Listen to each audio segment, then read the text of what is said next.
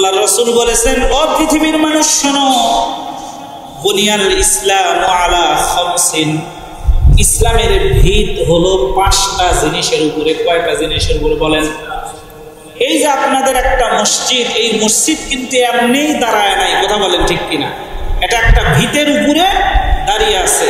ভিত যদি ভালো হয় 1 তলা 2 তলা 5 তলা 10 তলা করলেও কোনো সমস্যা নাই। আর ভিত যদি ভালো না হয় তাহলে এই ঘর ভেঙে পড়ার আশঙ্কা আছে, আপনার জীবন চলে যাওয়ারও আশঙ্কা আছে, কথা বলেন ঠিক কিনা? ঠিক তদ্রুপ বলে রাসূল বলেন যে ইসলামের ভিত হলো 5টা জিনিসের উপরে। কয়টা জিনিসের? এর ভিতরে প্রথম হলো শাহাদাতি আল্লাহ ইলাহা ইল্লাল্লাহ ওয়া আন্না মুহাম্মাদার রাসূলুল্লাহ। সর্বপ্রথম ভিতের নাম হলো একজন মুমিন তার দিলের ভিতরে এই বিষয়টা ইয়াকিন আর বিশ্বাস রাখবে, আল্লাহ পাক রব্বুল আলামিন ছাড়া আমাদের আর কোনো মাবুদ নাই, আর মুহাম্মাদুর রাসূলুল্লাহ সাল্লাল্লাহু আলাইহি ওয়াসাল্লাম আল্লাহ পাক রব্বুল আলামিনের প্রেরিত রাসূল, কথা বলেন ঠিক কিনা? এই জিনিসটা একজন মুসলমানের দিলের ভিতরে থাকতে হবে। এরপর আল্লাহর রাসূল বলেন ওয়া ইকামিস সালাতি, নামাজ কায়েম করতে হবে, ওয়া ইতাইজ যাকাতি, আল্লাহ টাকা দিলে যাকাত দিতে হবে।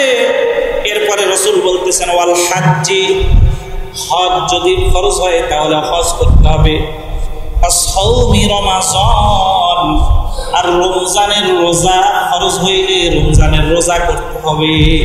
এই 5টা স্তম্ভের ভিতরে একটা গুরুত্বপূর্ণ স্তম্ভ হলো কি বলেন? হজ। সুতরাং যদি কোনো ব্যক্তিকে আল্লাহ পাক রব্বুল আলামিন বাইতুল্লাহ পর্যন্ত পৌঁছার সামর্থ্য দিয়ে থাকেন তাহলে ওই ব্যক্তির জন্য হজ্জে বাইতুল্লাহ করা ফরজ, কথা বলেন ঠিক কিনা? মুসলিম শরীফে একটা হাদিস এসেছে, আল্লাহর রাসূল বলেছেন, ক্বালা রাসূলুল্লাহ সাল্লাল্লাহু আলাইহি ওয়াসাল্লাম, আল্লাহর রাসূল মুহাম্মদুর রাসূলুল্লাহ সাল্লাল্লাহু আলাইহি ওয়াসাল্লাম বলেন, ইয়া আইয়ুহান নাস, হে লোক সকল, কদ ফারাদাল্লাহু আলাইকুমুল হাজ্জা ফাহাজ্জু, আল্লাহ পাক রব্বুল আলামিন তোমাদের উপরে হজকে ফরজ করেছেন, সুতরাং তোমরা হজ করো। ফাকালা রাজুলুন আকুল্লু আমিন ইয়া রাসূলুল্লাহ, এই কথা যখন আল্লাহর রাসূল বললেন, একজন ব্যক্তি সঙ্গে সঙ্গে আল্লাহর রাসূলকে প্রশ্ন করলেন, ইয়া রাসূলুল্লাহ, আপনি যে হজ ফরজের কথা বলতেছেন, এই হজ কি প্রত্যেক মুসলমান যাদের উপরে হজ ফরজ এদের কি প্রত্যেক বছরই হজ করতে হবে? ফাসাকাতা, আল্লাহ রাসূল চুপ থাকলেন, তার এই কথার কোনো জবাব দিলেন না। হাত্তা ক্বালাহা সালাসান, ওই ব্যক্তি একবার নয়, দুইবার নয়, তিনবার রাসূলকে জিজ্ঞেস করলেন, রাসূল গো, একজন মানুষের উপরে কি প্রত্যেক বছরই হজ ফরজ? কয়বার বললেন?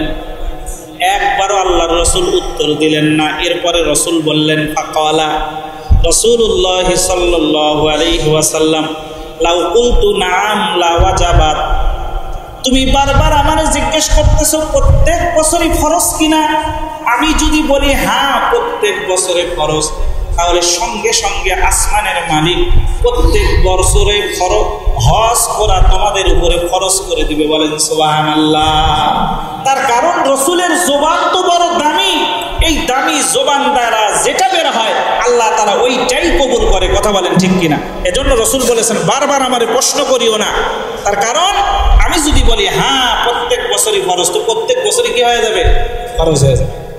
আল্লাহ রাসূল বললেন না, পুরা জীবনে একজন ব্যক্তির উপরে একবার হজ ফরজ। কয়বার বলেন? এরপরেও যদি কোনো ব্যক্তির টাকা থাকে বারবার করে, তাহলে পরবর্তী হজগুলো তার জন্য নফল হবে। কি হবে বলেন? এরপরে ইবনে মাজাতে একটা হাদিস এসেছে, আল্লাহ রাসূল বলেন, ক্বালা রাসূলুল্লাহ সাল্লাল্লাহু আলাইহি ওয়াসাল্লাম, মান আরাদাল হাজ্জা ফালিয়াতাআজ্জাল, এই তোমাদের ভিতর থেকে যদি কোনো ব্যক্তি হজের ইচ্ছা করে সে যেন তাড়াতাড়ি হজ করে নেয়। আসতে না তাড়াতাড়ি বলেন কেন? ফাইন্নাহু কদ ইয়ামরাজুল মারিজু, সে কখন অসুস্থ হয়ে যাবে সে জানে না, হয়ে যেতে পারে এমন অসুস্থ হইল আর হজ করতে পারতেছে না, এরকম হয় কিনা। এরপরে রাসূল বলেন অথবা হজের যে টাকা পয়সা জমাইছিল হঠাৎ করে এরকম হয়ে যাবে যে তার টাকা পয়সা নাই, হয়ে যেতে পারে টাকা ঘরের ভিতরে রাখছেন, ডাকাতে এসে নিয়ে গেল, হতে পারে কিনা কোন? হইতে পারে। এজন্য বলছে হজ ফরজ হওয়ার সঙ্গে সঙ্গে কি করা? হজ। অথবা এমন কোনো প্রয়োজন হইতে পারে যেই প্রয়োজনের কারণে অনেক টাকা লাগতেছে, খরচ হয়ে গেল, পরে হজ করতে পারলাম না। এই জন্য আল্লাহ রসুল মুহাম্মাদুর রাসূলুল্লাহ সাল্লাল্লাহু আলাইহি ওয়াসাল্লাম বলেছেন হজ ফরজ হইলে দেরি করতে নাই, সঙ্গে সঙ্গে তোমরা আল্লাহর রাস্তায় কি করো? হজ করো। অনেক ব্যক্তি আছে এরকম পৃথিবীতে, আল্লাহ তাআলা অনেক টাকা দিছে, আসবাবপত্রের মালিক, কিন্তু এত টাকা পয়সা থাকার পরেও আল্লাহর রাস্তায় হজ করে না। কথা বলেন ঠিক কিনা? এদের বিষয়ে একটা হাদিস এখানে আমি বর্ণনা করব, আপনারা শুনেন। ক্বালা রাসূলুল্লাহ সাল্লাল্লাহু আলাইহি ওয়াসাল্লাম ইন্নাল্লাহ তাআলা ইয়াকুল, এই হাদিসটা হলো হাদিসে কুদসি। আল্লাহ পাক রব্বুল আলামিন বলেন ইন্না আবদান সাহহাতু লাহু জিসমাহু, পৃথিবীতে এমন কিছু বান্দা আছে যেই বান্দারে আমি তার শরীরটাকে সুস্থ রাখছি, মাথা থেকে পা পর্যন্ত 3.5 হাত বডির প্রত্যেকটা অঙ্গ প্রত্যঙ্গ সুস্থ, চোখটা দেশি সুন্দর দেখে, কান ভালো, হাত ভালো, পা ভালো, সব অঙ্গ প্রত্যঙ্গই ভালো সুস্থ আছে। ওয়াসাতু আলাইহি ফি মাঈশাতিহি, আর তার উপার্জনের সুন্দর ব্যবস্থাও করে দিছি, উপার্জনের এমন এমন জায়গা তারে খুলে দিছি, সেখান থেকে তার টাকা পয়সাও আসতেছে। অথচ সুস্থ শরীর পাওয়ার পরেও তার কামাই রোজগারের পথ সুন্দর হওয়ার পরেও কি করলো? তামজি আলাইহি খামসাতু আওয়ামিন, এরকম করতে করতে 5টা বছর অতিবাহিত হয়ে গেছে। লা ইয়াফিদু ইলাইয়া, অথচ এই 5 বছর হয়ে গেছে, এ পর্যন্ত আমার ঘর বাইতুল্লাহকে জিয়ারত করার জন্য আসলো না, হজ করার জন্য আসলো না। আল্লাহর রাসূল বলেন লা মাহরুম, আল্লাহ পাক রব্বুল আলামিন ওই ব্যক্তিকে সর্বপ্রকার কল্যাণ আর ভালাই থেকে বঞ্চিত করে দিবেন।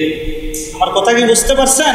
শরীর সুস্থ আছে, বাইতুল্লাহ পর্যন্ত যাওয়ার টাকাও আছে, ইনকাম যে করতেছে পথ আল্লাহ সুন্দরভাবে খুলে দিছে, এরপরেও যদি 5 বছর লাগাতার কি না করে, হজ না করে, তো আল্লাহ পাক রব্বুল আলামিন বললেন তারে সর্বপ্রকার কল্যাণ থেকে বঞ্চিত করা হবে। আপনাদেরকে একটা কথা বলি, মনে করুন 2002 সালে একজন ব্যক্তির উপরে হজ ফরজ হয়েছিল। ওই টাইমে 2002 সালে হজের ফরজ হলো 1.5 লাখ টাকা, 2 লাখ টাকা, কয় লাখ টাকা কোন? আর 2002 সালে আপনার কাছে 1.5 লাখ টাকা অথবা 2 লাখ টাকা ছিল, তাহলে ওই টাইমে আপনার উপরে হজ ফরজ হয়েছিল কিনা বলেন? হয়েছিল। এরপরে মাঝখানে আপনি হজ করলেন না, দেরি করলেন, পরবর্তীতে আইসা এখন বর্তমানে হজ করতে গেলে কমপক্ষে 6 লাখ টাকা লাগে। কত লাগে বলেন? 6 লক্ষ টাকা। এখন তো আপনার কাছে নেই, আপনি বলতে পারেন যে আমার কাছে তো এখন টাকা নাই, সুতরাং আমার উপরে হজ ফরজ না। না, এই কথা বললে চলবে না। তার কারণ আপনার উপরে কিন্তু যখন 1.5 লাখ টাকা খরচ ছিল, ওই টাইমে হজ কি ছিল বলেন? ফরজ ছিল। আপনি ইচ্ছা করেই কি করেন নাই? যান নাই। সুতরাং ওই হজ আপনার উপরে ফরজ হয়ে আছে, সুতরাং ওই হজ যদি না করেন, না কইরা যদি মারা যান, তাহলে আল্লাহর জিম্মায় আপনি ধরা খাবেন। কথা বলেন ঠিক কিনা? এই কথাই হাদিসের ভিতরে কি বলতেছে। এই জন্য হজ ফরজ হইতে দেরি করতে নাই। এরপরে আল্লাহ রাসূল সাল্লাল্লাহু আলাইহি ওয়াসাল্লাম বলতেছেন আরেকটা হাদিস, বুখারী শরীফে আসছে, মান হাজ্জা লিল্লাহ ফালাম ইয়ারফুস ওয়ালাম ইয়াফসুক রাজাআ কায়াউমিন ওয়ালাদাতুহু উম্মুহু। রাসূল বলেন, যদি কোনো ব্যক্তি দুনিয়ার কোনো স্বার্থে নয়, আসমানের মালিক আল্লাহ পাক রব্বুল আলামিনকে খুশি করার জন্য হজ করে। হজে গিয়ে অনর্থক কোনো কথাবার্তা না বলে আর গুনাহের সর্বপ্রকার কাজ থেকে যদি সে ব্যক্তি বেঁচে থাকে, জবানটাকে যদি হেফাজত করতে পারে আর গুনাহের কাজ থেকে বাইসে যদি সুন্দরভাবে হজ করতে পারে, রাসূল বলেন রাজাকা ইয়াউমিন ওয়ালাদাতুহু উম্মুহু, ওই ব্যক্তি যখন হজ থেকে ফিরে আসবে সে কেমন ভাবে আসবে জানোনি? বলে মা তার সন্তানরে প্রসব করলে যেরকম বাচ্চাটা একেবারে নিষ্পাপ মাসুম বেগুনাহ হয়, ওই ব্যক্তি হজ থেকে ফিরে আসলে আল্লাহ তাআলা ওই ব্যক্তিকে ওরকম করে মাসুম আর বেগুনাহ বানায় দেয়। বলেন সুবহানাল্লাহ। তাহলে এটা হলো হজের ফজিলত। সুতরাং হজ ফরজ হইলে এই নিয়ামতটাকে আদায় করা দরকার। কথা বলেন ঠিক কিনা? আমি আগেই বলেছি, আপনাকে আল্লাহ তাআলা লক্ষ লক্ষ কোটি কোটি টাকা দিছে, আপনি শুধু বললেন আলহামদুলিল্লাহ, এটা শুকরিয়া আদায় হবে না। টাকার শুকরিয়া হলো আল্লাহর রাস্তায় দান করা, যাকাত ফরজ হলে ফরজ আদায় করা, আর হজ ফরজ হলে কি করা? হজ করা। আল্লাহ পাক রব্বুল আলামিন আমাদেরকে তৌফিক দান করুক, সকলে বলেন আমিন। এরপরে আপনাদেরকে আরেকটা হাদিস বলতেছি। রাসূল বলেন ক্বালা রাসূলুল্লাহ সাল্লাল্লাহু আলাইহি ওয়াসাল্লাম মান হাজ্জা ফালাম ইয়ারফুস ওয়া লাম ইয়াফসুক গুফিরা লাহু মা তাকদ্দামা মিন যামবি। রাসূল বলেন যদি কোনো ব্যক্তি আল্লাহকে সন্তুষ্ট করার জন্য হজে যায়, হজে গিয়ে তার জবানটাকে যদি হেফাজত করতে পারে আর গুনাহের কাজে যদি লিপ্ত না হয়, আল্লাহ রাসূল বলেন গুফিরা লাহু মা তাকদ্দামা মিন যামবি, অতীতে তার জিন্দেগিতে যত গুনাহ হয়েছে আসমানের মালিক সবগুলা গুনাহ মাফ করে দিবে। বলেন সুবহানাল্লাহ। এজন্য হজের মারাত্মক ফজিলত। আপনি যদি নিষ্পাপ হয়ে ফিরে আসতে পারেন, এরপর যদি আল্লাহ আপনার মওত দেয়, তাহলে আপনার চাইতে সৌভাগ্যবান ব্যক্তি পৃথিবীতে কেউ হতে পারে। কথা বলেন ঠিক কি? এজন্য ভাই, আল্লাহ তাআলা যাদেরকে টাকা দিয়েছেন, শুকরিয়া শরীফ আল্লাহর রাস্তায় আল্লাহর ঘরে গিয়ে ঘুরে আসবো। পারবো তো ইনশাআল্লাহ? আল্লাহ তৌফিক দান করুক, সকলে বলেন আমিন। এরপরে বুখারী শরীফের আরেকটা হাদিস আপনাদেরকে শোনাই। عن أبي هريرة رضي الله تعالى عنه أن رسول الله صلى الله عليه وسلم سئل أي العمل أفضل। আল্লাহ রাসূলের সাহাবী হযরত আবু হুরায়রা রাদিয়াল্লাহু তাআলা আনহু থেকে বর্ণিত, তিনি বলেন নিশ্চয় আল্লাহর রাসূল মুহাম্মদুর রাসূলুল্লাহ সাল্লাল্লাহু আলাইহি ওয়াসাল্লামকে জিজ্ঞাসা করা হয়েছিল কি আইয়ুল আমালি আফজালু। আল্লাহ রাসূল বলেন দেখি আল্লাহর কাছে কোন আমলটা সবচেয়ে বেশি প্রিয়? ফাকালা ঈমানুন বিল্লাহি ওয়া রাসূলিহি। রাসূল বললেন আল্লাহ এবং আল্লাহর রাসূলের উপরে বিশ্বাস স্থাপন করা, এটা হলো সবচাইতে উত্তম আমল। বলেন সুবহানাল্লাহ। কিলা সুম্মা মাযা। এরপরে রাসূলকে আবার জিজ্ঞেস করা হলো, ইয়া রাসূলুল্লাহ এরপরে কোন আমল? ক্বালা আল জিহাদু ফি সাবিলিল্লাহ। আল্লাহর রাসূল বললেন আল্লাহর রাস্তায় জিহাদ করা হলো সবচাইতে ভালো আমল। এরপরে কিলা সুম্মা মাযা। এরপরে রাসূল জিজ্ঞেস করলেন, রাসূলকে জিজ্ঞেস করলেন ইয়া রাসূলুল্লাহ এরপরে সবচাইতে উত্তম আমল কোনটা? আল্লাহর রাসূল বললেন হাজ্জুন মাবরুরুন, একটা কবুল হজ একজন ব্যক্তির জীবনের জন্য সবচাইতে বড় পাওয়া একটা নিয়ামত। বলেন সুবহানাল্লাহ। হজ্জে মাবরুর এর প্রতিদান কি জানেন? হজ্জে মাবরুর কারে বলা হয়? হজ্জে মাবরুর যার ভিতরে তিনটা গুণ থাকবে। কয় গুণ বলেন? কয় গুণ বলেন? তিনটা গুণ। হজ করতে যাবে, প্রথম নাম্বার গুণ হলো তিবুল কালাম। বাড়ি থেকে নিয়ে মক্কায় গিয়ে ঘুরে আসা পর্যন্ত এই ব্যক্তির জবানটাকে হেফাজত রাখতে হবে। সুন্দর সুন্দর ভালো ভালো কথা বলতে হবে, মিথ্যা কথা জবান দ্বারা বলা যাবে না। অত্যন্ত দুঃখজনক হলেও সত্য, আমাদের দেশে এমন কিছু লোক আছে হজ করার জন্য যায়, খাওয়া যদি একটু খারাপ হয় মুআল্লিমের সাথে বোকা ঝোঁকা শুরু করে দেয়। কথা বলেন ঠিক কিনা? আপনি যে কথাটা গালি দিয়ে বললেন ওই কথাটা তো মুআল্লিমকে ভালোভাবেও বলা যায়। কথা বলেন ঠিক কিনা? এজন্য হজ্জে মাবরুরের শর্ত হলো তিনটা। কয়টা? তিবুল কালাম, সুন্দর কথা বলতে হবে, খারাপ কোনো কথা জবান দ্বারা বলা যাবে না। দ্বিতীয় নাম্বার হলো ইতামুত তাআম, মানুষদেরকে খানা খাওয়ানো। গরিব মানুষ যারা আছে ওখানে গিয়ে আপনি যাওয়ার টাইমে একটু খাওয়াইলেন, অথবা আইসা খাওয়াইলেন, ওখানে আপনি কি করলেন? খাওয়াইলেন, এটাও হতে পারে। এরপরে হলো তরকুল ইসম, তৃতীয় নাম্বার হলো গুনাহমুক্ত সফর। আপনি ঘর থেকে হজ্জে বাইতুল্লাহ গিয়ে ফিরে আসা পর্যন্ত কোনো প্রকার গুনাহ করা যাবে না। এরকম ভাবে যদি কোনো ব্যক্তি হজ করে তাহলে এই হজটাকে বলা হয় হজ্জে মাবরুর। কি হজ বলেন? কবুল হজ। এই কবুল হজের সব কি একটু শোনেন। আপনাদেরকে আরেকটা হাদিস বলি, এই হাদিস বললে আপনারা বুঝে আসবেন। এই হাদিসটাও বুখারী শরীফে আসছে। আন আবি হুরায়রা রাদিয়াল্লাহু তাআলা আনহু আন্না রাসূলুল্লাহি সাল্লাল্লাহু আলাইহি ওয়াসাল্লাম قال, আল্লাহর রাসূলের সাহাবী হযরত আবু হুরায়রা রাদিয়াল্লাহু তাআলা আনহু থেকে বর্ণিত, তিনি বলেন নিশ্চয়ই রাসূলুল্লাহ সাল্লাল্লাহু আলাইহি ওয়াসাল্লাম বলেছেন আল উমরাতু ইলাল উমরাতি কাফারাতুন লিমা বাইনাহুমা। একজন ব্যক্তি একবার উমরা করলো, ওইটা আবার উমরা করলো 1 বছর পর। এই যে মাঝখানে যে 1 বছর চলে গেল, দ্বিতীয় উমরা যখন করবে, প্রথম উমরা থেকে দ্বিতীয় উমরা পর্যন্ত যত গুনাহ ওই বান্দার দ্বারা হয়েছে আল্লাহ তাআলা সব গুনাহ ওই দ্বিতীয় উমরার মাধ্যমে মাফ করে দিবে। বলেন সুবহানাল্লাহ। এরপরে বলতেছেন ওয়াল হজ্জুল মাবরুর, এই যে হজ্জে মাবরুরের প্রতিদান কি? লাইসা লাহু জাযাউন ইল্লাল জান্নাহ। আল্লাহর রাসূল বলেন হজ্জে মাবরুর, যে হজের ভিতরে জবান দ্বারা খারাপ কোনো কথা হয় না, গুনাহের কোনো কাজে লিপ্ত হয় না, এরকম সুন্দর একটা হজ যদি কোনো ব্যক্তি আল্লাহকে উপহার দিতে পারে তো রাসূল বলে লাইসা লাহু জাযাউন ইল্লাল জান্নাহ। হজ্জে মাবরুর কবুল হজের প্রতিদানই হলো আল্লাহ তাআলার নিয়ামতের জান্নাত। বলেন সুবহানাল্লাহ।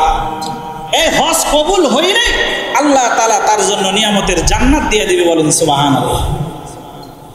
এরপরে দেখুন আরো ফজিলত। আল্লাহ রাসূলের স্ত্রী আয়েশা সিদ্দিকা রাদিয়াল্লাহু তাআলা আনহা থেকে হাদিসটা বর্ণিত। উনি বলেন ইয়া রাসূলুল্লাহ নারাল জিহাদা আফজালাল আমালি, আমরা তো দেখি জিহাদ করা সুন্দর একটা আমল, গুরুত্বপূর্ণ ফজিলতপূর্ণ আমল। আফালা নুজাহিদু, আল্লাহ রাসূল আমরা কি জিহাদ করব না? আল্লাহ রাসূল বললেন না, তোমরা মহিলা মানুষ, তোমাদের জিহাদ করার কি নাই, দরকার নাই। জিহাদ করবে কারা? পুরুষেরা। তোমাদের জিহাদের দরকার নাই। তবে তোমরা যদি জিহাদের সব নিতে চাও তখন আল্লাহ রাসূল বললেন লাকিন্না আফজালাল জিহাদি হজ্জুন মাবরুর, উত্তম জিহাদ হলো হজ্জে মাবরুর। বলেন সুবহানাল্লাহ। সেই হজের ভিতরে গুনাহমুক্ত কি হয়? সফর হয়। এরপরে আপনাদেরকে আরেকটা হাদিস বলি। ক্বালা রাসূলুল্লাহ সাল্লাল্লাহু আলাইহি ওয়াসাল্লাম সালাসাতুন ফি জিমানিল্লাহি আযজা ওয়া জাল, 3 ব্যক্তি সব সময়ের জন্য আল্লাহর জিম্মায় থাকে। কার জিম্মায় থাকে বলেন? একজন ব্যক্তির জিম্মাদারি যদি প্রধানমন্ত্রী নেয় তাহলে তার কোনো চিন্তা আছে? এই কথা বলেন। মেম্বার নিলেই তো চিন্তা নাই, চেয়ারম্যান নিলেই তো চিন্তা নেই, এমপি নিলেই তো চিন্তা নাই, আর প্রধানমন্ত্রী যদি জিম্মাদারি নেয় তো ওর তো কোনো কি নাই, চিন্তাই নাই। আল্লাহ রাসূল বলেন সালাসাতুন ফি জিমানিল্লাহ, 3 ব্যক্তি এমন আছে যার জিম্মাদারি স্বয়ং আল্লাহ নেয়। কে নেয়? কোন? 1 নম্বর রাজুলুন খারাজা ইলা মাসজিদিম মিন মাসাজিদিল্লাহি আযজা ওয়া জাল, একজন হলো ওই ব্যক্তি যখন মসজিদের মিনারে আজান হয়ে যায়, ঘর থেকে নামাজ পড়ার জন্য যখন আল্লাহর ঘর মসজিদের দিকে আসে, ওই ব্যক্তি ঘরে ফিরে আসা পর্যন্ত আল্লাহ পাক রব্বুল আলামিনের জিম্মায় থেকে যায়। বলেন সুবহানাল্লাহ। দ্বিতীয় হলো রাজুলুন খারাজা গাজিয়ান ফি সাবিলিল্লাহ, ওই ব্যক্তি 2 নম্বর যে আল্লাহর রাস্তায় জিহাদ করার জন্য বের হইল, ওই ব্যক্তিও আল্লাহর জিম্মায় থাকে ফিরে আসা পর্যন্ত। আর 3 নম্বর রাসূল বলেন ওয়ারাজুলুন খারাজা হাজ্জান, ওই ব্যক্তি যে ব্যক্তি ঘর থেকে আল্লাহর ঘর বাইতুল্লাহ জিয়ারত করার জন্য গেল, রসুলের মদিনা জিয়ারত করার জন্য গেল, ফিরে আসা পর্যন্ত ওই ব্যক্তি আল্লাহর জিম্মায় থাকলো। মানে দেশের প্রধানমন্ত্রীর জিম্মায় থাকলে যেরকম কোনো ভয় আর ত্রাসের কোনো কারণ নাই, যদি কোনো ব্যক্তি হজ করার জন্য ঘর থেকে বের হয়, ফিরে আসা পর্যন্ত আল্লাহর জিম্মায় থেকে যায়। বলেন সুবহানাল্লাহ। এজন্য ভাই আপনাদেরকে বলি, যাদের উপরে হজ ফরজ, আমরা হজ করবো তো ইনশাআল্লাহ। এরপরে আর একটা কথা, হজ করতে গেলে হাজিদের কাছে দোয়া নেওয়ার দরকার আছে কিনা কোন? এজন্য দেখবেন মানুষেরা গিয়ে দোয়া করে, ভাই আমার জন্য একটু দোয়া কইরেন। কেন? এই হাদিসটা শুনলেই আপনারা বুঝতে পারবেন। আল্লাহ রসুল বলেন, ক্বালা রাসূলুল্লাহ সাল্লাল্লাহু আলাইহি ওয়াসাল্লাম, আল গাযী ফি সাবিলিল্লাহ ওয়াল হাজ্জু ওয়াল মু'তামিরু আফদুল্লাহ দাআহুম ফাজাবুহু। ওই আল গাযী ফি সাবিলিল্লাহ, যে আল্লাহর রাস্তায় জিহাদ করতে যায় এবং হজ করে এবং উমরায় যায়, আল্লাহ পাক রব্বুল আলামিনের রহমতের দরিয়ায় তারা হাবুডুবু করতে থাকে। বলেন সুবহানাল্লাহ। এরপরে বলতেছে দাহুম ফাজাবুহু, এই হাজিরা যখন দোয়া করে আল্লাহ তাআলা দোয়া কবুল করে নেয়। বলেন সুবহানাল্লাহ। ওয়াসালুহু আতাহুম, আর এই হাজিরা আল্লাহর কাছে যা কিছু চায় আল্লাহ তাআলা সেটা দিয়ে দেয়। বলেন সুবহানাল্লাহ। এরপরে বাইহাকি শরীফে একটা হাদিস এসেছে, আল্লাহর রাসূল বলেন, ক্বালা রাসূলুল্লাহ সাল্লাল্লাহু আলাইহি ওয়াসাল্লাম, আল্লাহুম্মা গফির লিল হাজ্জি। আল্লাহর রাসূল বলেছেন কি, হে আল্লাহ, আল্লাহর রাস্তায় যারা হজ করতে যায় আমি রাসূল দোয়া করতেছি তুমি তাদেরকে মাফ করে দাও। বলেন সুবহানাল্লাহ। এরপরে বলেন, ওয়ালিমান ইস্তাগফারা লাহুল হাজ্জু, আল্লাহ এই হাজিরা যেই ব্যক্তির জন্য দোয়া চায়, মাফ চায়, তুমি তাদেরকেও মাফ করে দাও। বলেন সুবহানাল্লাহ। এজন্য যদি কোনো ব্যক্তি হজ করতে যায় তাহলে তার কাছে দোয়া চার দরকার আছে কিনা বাজান কোন? চাইবো তবে ইনশাআল্লাহ। এরপরে রাসূল বলেন,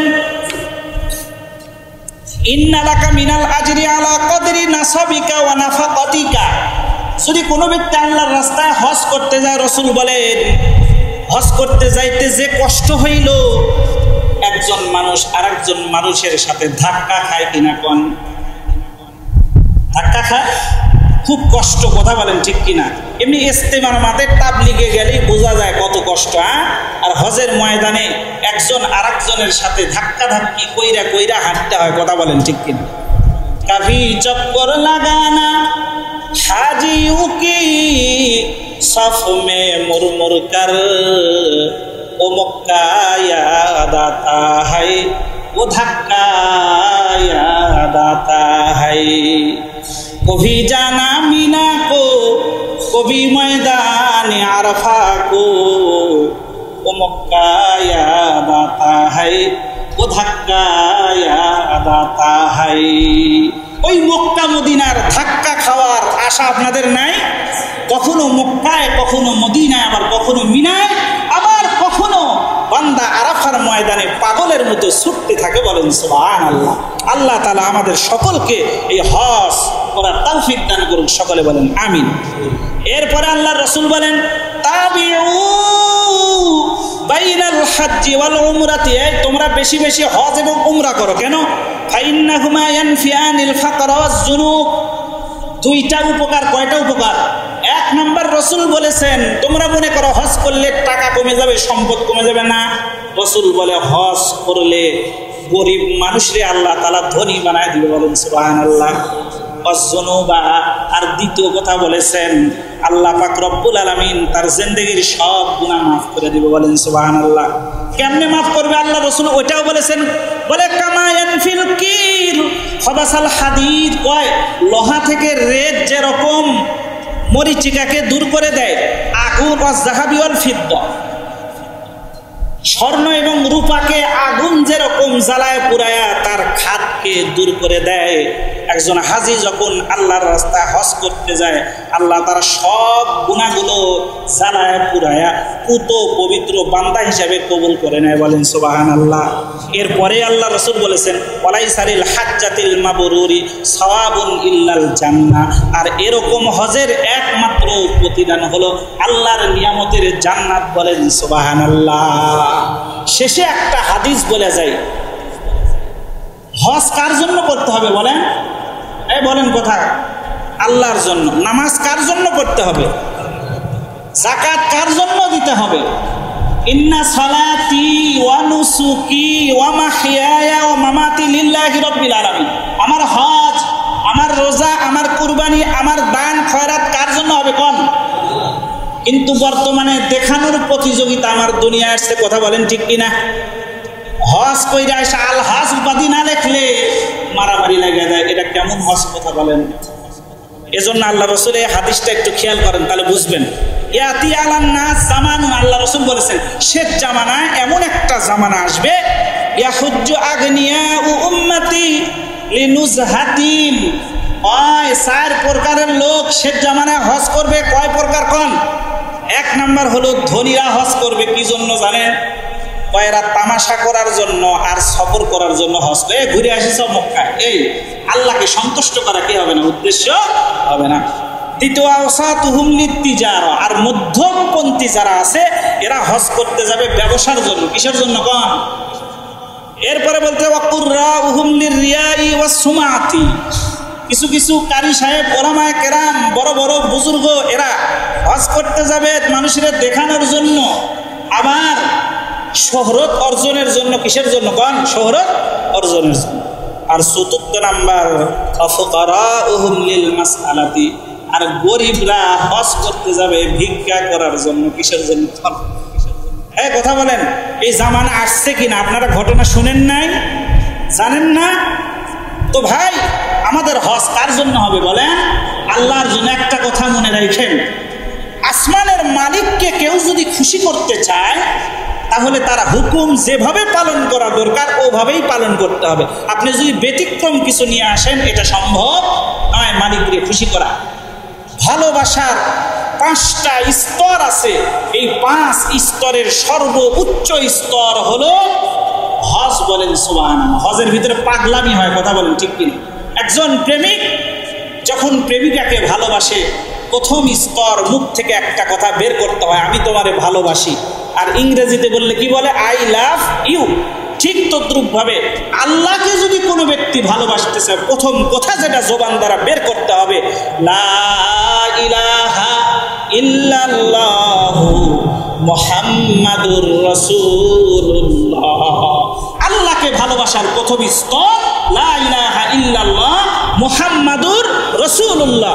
দ্বিতীয় স্তর, একজন প্রেমিক যখন প্রেমিকারে ভালোবাসে, প্রেমিকার সামনে সাইজা গুজা যায়। কথা বলেন ঠিক কিনা? মাথার টুপিটা সুন্দর করে, গায়ের জামাটা সুন্দর করে, আতর লাগায়, সুরমা লাগায়। তো আল্লাহকে ভালোবাসার দ্বিতীয় স্তর হলো নামাজ। বলেন সুবহানাল্লাহ। বান্দা যখন নামাজ পড়তে আসে, মাথা থেকে পা পর্যন্ত 3.5 হাত বডিরে সুন্দর করে সাজায় গুজায় সে আল্লাহর কুদরতি পায়ে সেজদা করে। এটাও আল্লাহকে ভালোবাসার একটা নমুনা। কথা বলেন ঠিক কিনা? ভালোবাসার তৃতীয় স্তর হলো টাকা পয়সা খরচ করা। কথা বলেন ঠিক কিনা? একজন যখন আরেকজনকে ভালোবাসে, ছোট্ট ছোট্ট কিছু গিফট নিয়ে যায় দেয়। হয়তো একটা ঘড়ি দিল, অথবা আতর দিল, অথবা 3 পিস দিল, এইটা ওইটা নিয়ে যায় দেয় কিনা বলেন? ঠিক আল্লাহ পাক রব্বুল আলামিনের ভালোবাসা যদি কোনো মুমিনের দিলের ভিতরে এসে যায়, তো ভালোবাসার তৃতীয় স্তর হলো আল্লাহর রাস্তায় দান করতে থাকে। বলেন সুবহানাল্লাহ। টাকা দিলে ঘরের ভিতরে, ব্যাংকের ভিতরে গুজায় রাখে না, বরং যাকাত ফরজ হলে যাকাত দেয়, আর হজ ফরজ হলে কি করে? হজ করে। ভালোবাসার চতুর্থ স্তর, যখন ভালোবাসার গভীরে পৌঁছে যায়, না খায় থাকে। কথা বলেন ঠিক কিনা? মা ডাকে, বাবা আইসো ভাত খাও। মেয়ে ডাকে, আবার আরেকজন ডাকতেছে, ফুপু ডাকে, বাবা আইসে ভাত খাওয়া। কয় না, ভাত খাবো না, আমার ক্ষুধা নাই। তার কারণ ভাত না খেলেও হবে, দিলের ভিতরে মাসুক আর প্রেম জমে আছে। কথা বলেন ঠিক? ঠিক তদ্রুপ ভাবে বান্দা যখন আসমানের মালিকের ভালোবাসায় আসক্ত হয়ে যায়, পূর্ণ 1 মাস রোজা রাখা আল্লাহ পাক রব্বুল আলামিনকে খুশি কইরা বান্দার জন্য কোনো ব্যাপারই নয়। কথা বলেন ঠিক কিনা? এজন্য আমাদের উপরে যখন রোজা ফরজ হয়ে যায় আমরা কি করি? রোজা করি। কথা বলেন ঠিক কিনা? আর ভালোবাসার সর্বশেষ স্তর হলো পাগলামি করা। কি করা বলেন? পাগলামি করা। তখন কিন্তু আর সাজুগুজু করার দরকার নাই, কোনো কিচ্ছু করার দরকার নাই। মা ডাকে, বাবা ডাকে, সব কিছু ছাড়তে রাজি, কিন্তু মাসুকাকে ছাড়তে রাজি না। ঠিক তদ্রুপ ভাবে ভালোবাসার আল্লাহ পাক রব্বুল আলামিনকে পাবার পঞ্চম স্তর হলো পাগলামি। সেটা হলো হজ। বলেন সুবহানাল্লাহ। মাথার চুল ঠিক মতো থাকে না, আরাফার ময়দানে ঘুরতেছে, আবার কখনো মিনার ময়দানে যাইতেছে। কথা বলেন ঠিক কিনা?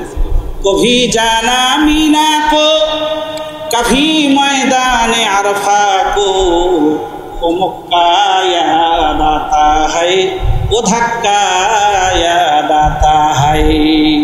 আল্লাহ পাক রব্বুল আলামিন আল্লাহর ভালোবাসা দিলের ভিতরে নিয়ে টাকা থাকলে হজ করার তৌফিক দান করুক। সকলে বলেন।